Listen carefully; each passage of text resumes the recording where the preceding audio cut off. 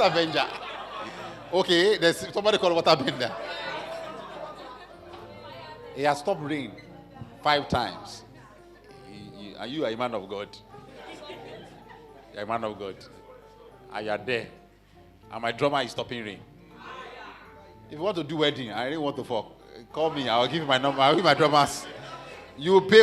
I'll give my drummer's phone number. It's my drummer that will come, not me. My drummer. My drummer. My drummer. Eh? God bless you. Let's leave it like that. Let's not share everything today. Wow. Celebrate Jesus. This is what gives me joy. This is why I don't want to stop pastoring. This is why lives change, transform by the mandate. By the mandate. So as you are looking there, like, what is it they are saying? Can I experience it? The answer is yes. But you need to sit down, bring your head down. Let's wash your head with the word. There's no soap, it's just the word of God. Let's open your eyes to truth, to revelation. Let's calm down. Calm down. Stop jumping around. Just calm down. Tell your neighbor, calm down. Calm down. Say farabale. I don't maybe say farabale. Farabale. Wow. Awesome. All right. Can I do the last one? 1 minute 30 seconds. 1 minute 30 seconds. I'm going to give 1 minute 30 seconds. Maybe I'm giving you 2 minutes. All right.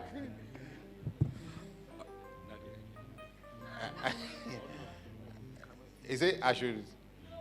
You want to collect mic? Because he used to hold mic for people when they are sharing testimony.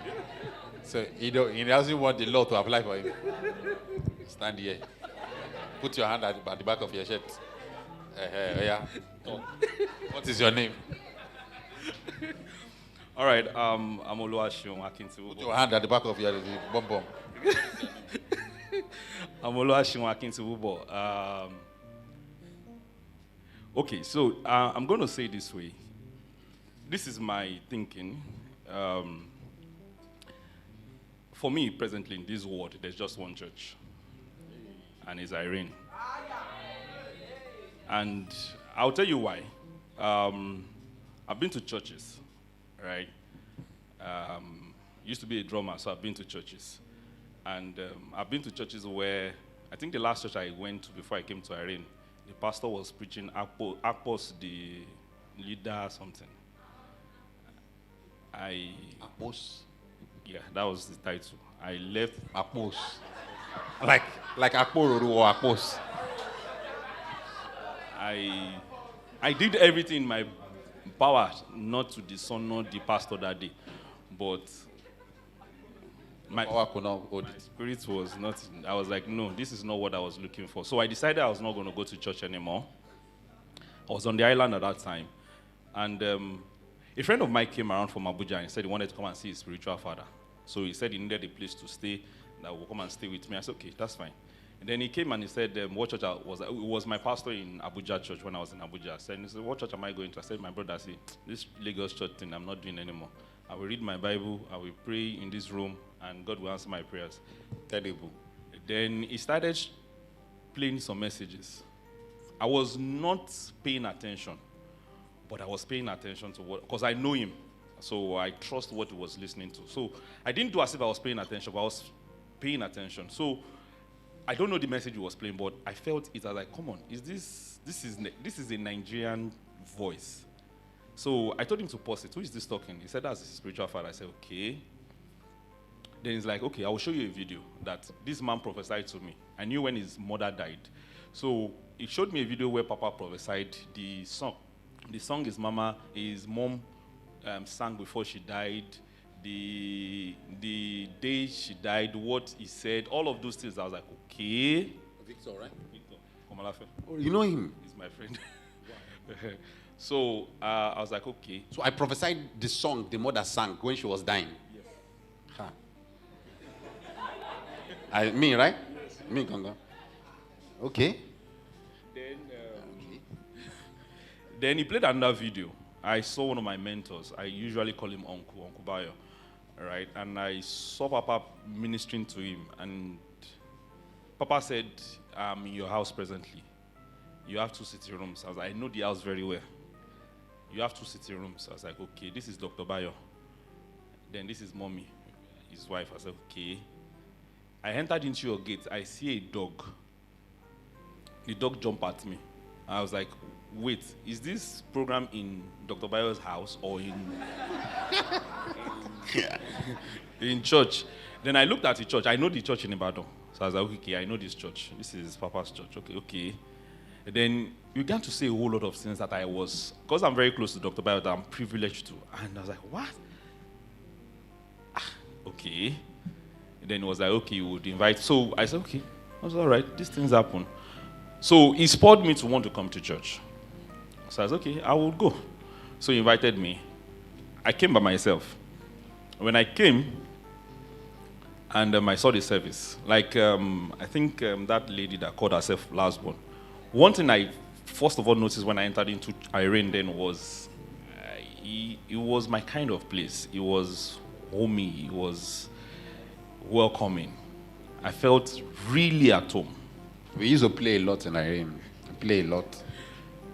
And of course, then Papa used to prophesy at every meetings and all of that. So before we knew it, Papa was in that mode again, and he was just calling names. I was like, okay. But before he got there, right, I'm not somebody who is usually moved by that, because some way, somehow, God has, I used to, do that thing small when we were in school too, just pray for people, just hear word when we're in UI and all of that. So I wasn't really, but I knew that there was a difference in his accuracy. It was too on point. But what got me exactly was the word. The way he was speaking the word, the way he was teaching us.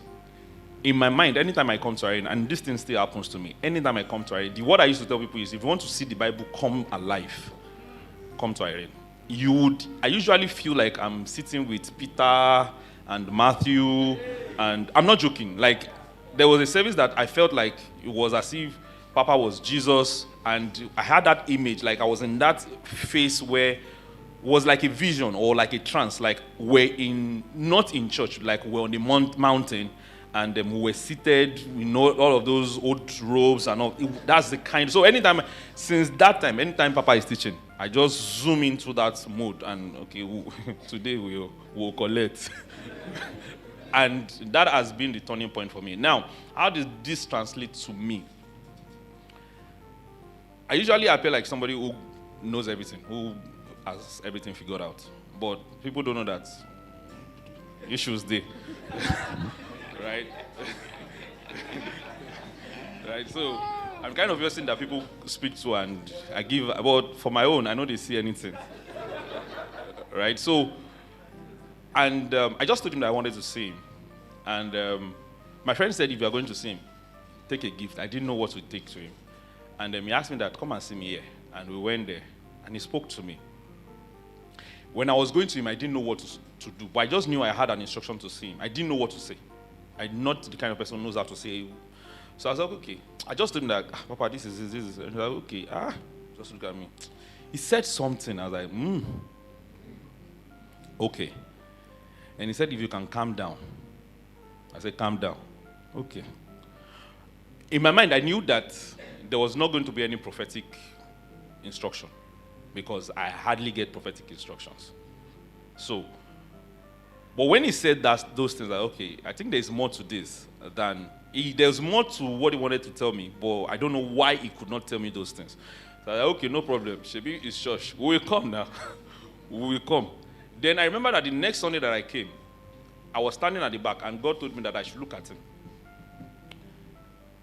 He was wearing a black dress like this. Like, I should look at him. I said, okay, I'm looking at him. He said, continue to look at him. Like, that is... Continue to look at him. That is your beholding. That is your beholding. So, since then, I remember then, I don't leave church until when Papa is leaving church. I don't. Until when he's leaving. I'm going to trek, but I'm not going to leave. If you like, keep me on the road. My house is far. I will still 10 o'clock. All of us did there. Right? And so I started listening to Papa's messages. I was a man. I was common at that time when these things were happening. I was a manager at one of Lagos' biggest tech companies. So, because of the word, right, that I was hearing, it was working in me. So I remember saying to myself that anytime I come into my office and they bring a client, I have guys that are working with me at that time. So if they can't close a client, they bring the client to me. Right? Everybody feels that I know how to speak people to pain. But I was like, okay, this thing has to go into our next level. So I usually come early and I pray in my office and say, anybody that comes into this place today, whatever money I call to you is what you are going to pay. It never failed. If I'm selling a 50,000 course to them for 100,000 or 1 million, they don't argue. And one instruction that God gave me then was that anytime somebody is coming to your office, just put the AC in the coldest. So I just put my AC in the coldest and I'm just sitting down. And it got to a point that when somebody sits before me, God begins to tell me about them. I've never met them before. God begins to tell them about and how they have. So God tells me and say, you see this person? He has messed up his child's life. But I know that I want you to help them fix the child. So, and when they come, they say, I want you to mentor my child. I want you to